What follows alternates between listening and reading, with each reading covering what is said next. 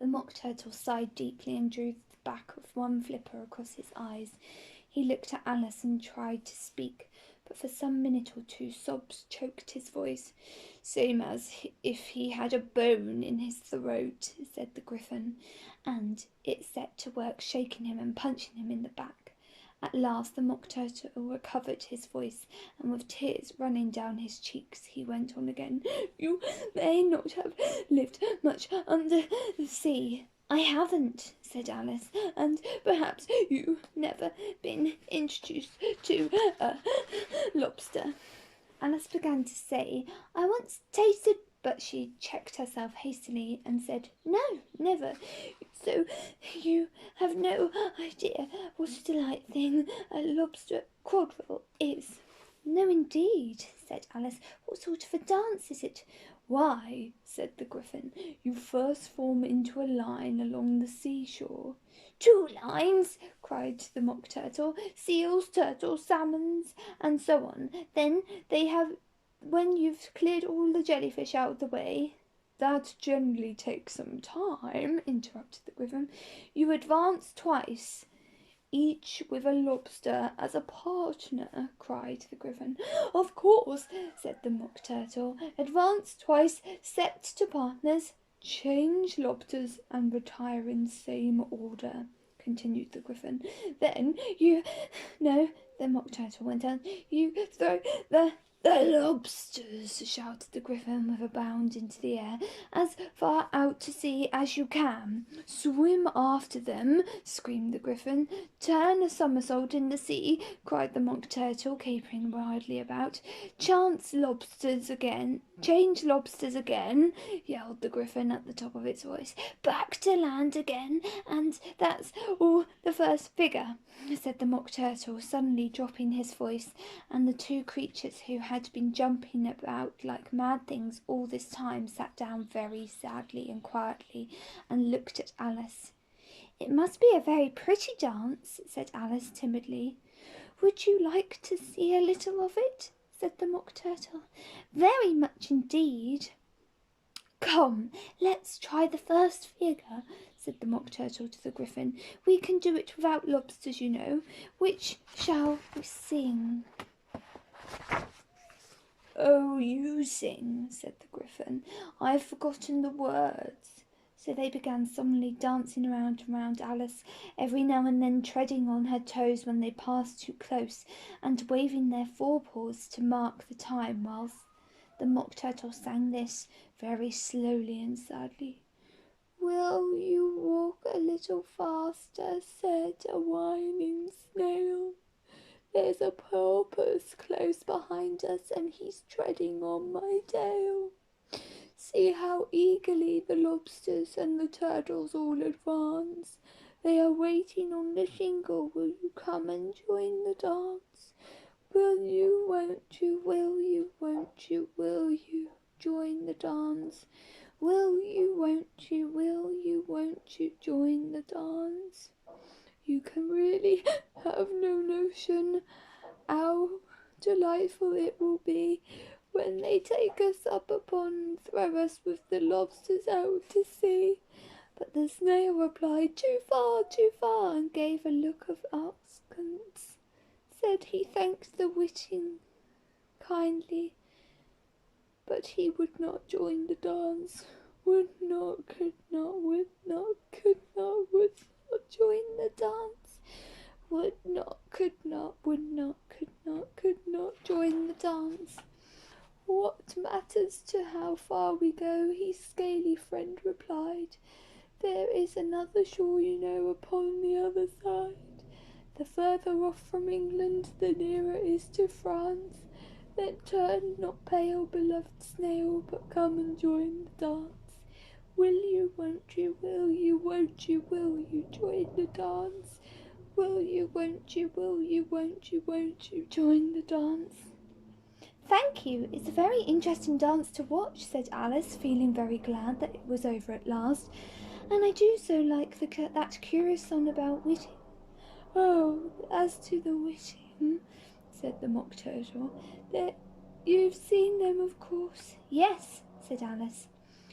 "I've often seen them at She checked herself hastily. I don't know where Din may be, said the Mock Turtle, but if you've seen them so often, of course, you know what they're like. I believe so, Alice replied thoughtfully. They have their tails in their mouths, and they're all over crumbs. You're wrong about the crumbs, said the Mock Turtle. Crumbs won't all wash in the sea, but they have their tails in their mouths, and the reason is— Here the Mock Turtle yawned and shut his eyes. Tell her about the reason and all that, he said to the Griffin. The reason is, said the Griffin, that they would go with the lobsters to dance, so they got thrown out to sea. So they had to fall a long way, so they got their tails fast in their mouths, so they couldn't get them out again, that's all. Thank you, said Alice. It's very interesting. I never knew much about a whiting before. I can tell you more than that, if you like, said the Griffin. Do you know what it's called, a whiting? I never thought about it, said Alice. Why? It does the boots and shoes, the Griffin replied very solemnly. Alice was thoroughly puzzled. Does the boots and shoes? She repeated in a wondering tone. Why, what are your shoes done with? Said the Griffin. I mean, what makes them so shiny? Alice looked down at them and considered a little before she gave her answer. They're done with blacking, I believe. Boots and shoes under the sea, said the Griffin, went into a deep voice, are done with whiting, you know. And what are they made of? Alice asked in a tone of great curiosity. Soles and eels, of course, said the Griffin, replied rather impatiently. Any shrimp could told you that. If I'd been the whiting, said Alice, whose thoughts were still running on the song, I'd have said to the porpoise, keep back, please. You don't want you with us. They are obliged to have him with them, the Mock Turtle said. No wise fish would go anywhere without a porpoise. Wouldn't it really? Said Alice in a tone of great surprise. Of course not, said the Mock Turtle. Why, if a fish came to me and told me he was going on a journey, I should say, with what purpose? Don't you mean purpose? Said Alice. I mean what I say, said the Mock Turtle replied in an offended tone, and the Griffin added, Come, let's hear some of your adventures. I could tell you my adventures beginning from this morning, said Alice a little timidly. But it's no use going back to yesterday, because I was a different person then. Explain all that, said the Mock Turtle. No, the adventures first, said the Griffin in an impatient tone. Explanations take such a dreadful time. So Alice began telling them her adventures. From the time when she saw the white rabbit. She was a little nervous about it just at first. The two creatures got so close to her, one on each side, and opened their eyes with mouths so very wide.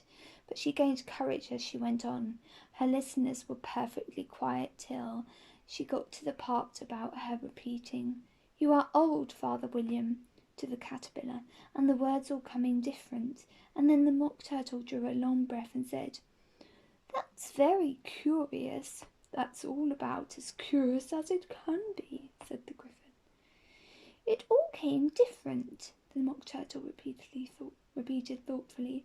I should like to hear her try and repeat something now. Tell her to begin. He looked at the Griffin as if he thought it had some kind of authority over Alice. Stand up and repeat. This, the voice of the sluggard, said the Griffin. How the creatures order one about and make one repeat lessons, thought Alice. I might just as well be at school at once. However, she got up and began to repeat it, but her head was so full of the Lobster Quadrille that she hardly knew what she was saying, and the words came out very queer indeed. This is the voice of a lobster, I heard him declare. You have baked me too brown, I must sugar my hair. As a duck with its eyelids, so he with his nose. trims his belt and his buttons, and turns out his toes. When his sands are all dry, he is gay as the lark, and will talk in contemptuous tones of the shark. But when the tide rises and sharks are around, his voice has a timid, tremulous sound. That's different from what I used to say when I was a child, said the Gryphon. Well, I never heard of it before, said the Mock Turtle, but it sounds uncommon nonsense. Alice said nothing. She had sat down with her face in her hands, wondering if anything would ever happen in a natural way again. I should like to have it explained, said the Mock Turtle. She can't explain it, said the Gryphon hastily. Go on with the next verse. What about his toes? The Mock Turtle persisted. How could he turn them out with his nose, you know? It's the first position in dancing, Alice said. But she was dreadfully puzzled by the whole thing, and longed to change the subject. Go on with the next verse, the Gryphon repeated impatiently. It begins, I passed by his garden. Alice did not dare to disobey, though she felt sure it would all come wrong, and she went on in a trembling voice. I passed by his garden, and marked with one eye how the owl and the panther were sharing a pie. The panther took a pie crust and gravy and meat, while the owl had a dish as its share of the treat. When the pie was all finished, the owl, as a boon, was kindly permitted to pocket the spoon, while the panther received knife and fork with a growl, and concluded the banquet by, What is the use of repeating all this stuff? Said the Mock Turtle, and interrupted. If you don't explain it as you go on, it's by far the most confusing thing I have ever heard. Yes, I think you'd better leave off, said the Gryphon, and Alice was only too glad to do so. Shall we try another figure of Lobster Quadrille? The Gryphon went on. Or would you like the Mock Turtle to sing you a song? Oh, a song, please, if the Mock Turtle would be so kind, Alice replied so eagerly that the Gryphon said in a rather offended tone, No accounting for taste. Sing her turtle soup, will you, old fellow? The Mock Turtle sighed deeply and began, a voice sometimes choked with sobs, to sing this. Beautiful soup, so rich and green, waiting in a hot tureen. Who for such dainties would not stoop? Soup of the evening, beautiful soup. Soup of the evening, beautiful soup. Beautiful soup. Beautiful soup.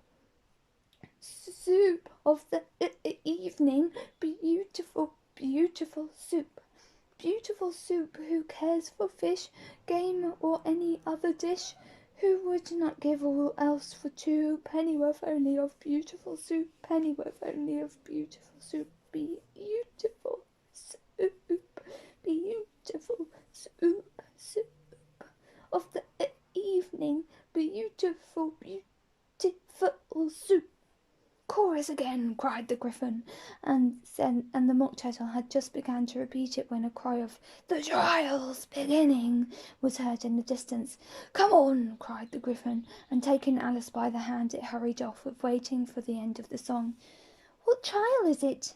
Alice panted as she ran, but the Gryphon only answered, Come on, and ran faster, while more and more faintly came, carried on the breeze that followed them, the melancholy of words. Soup of the evening, beautiful, beautiful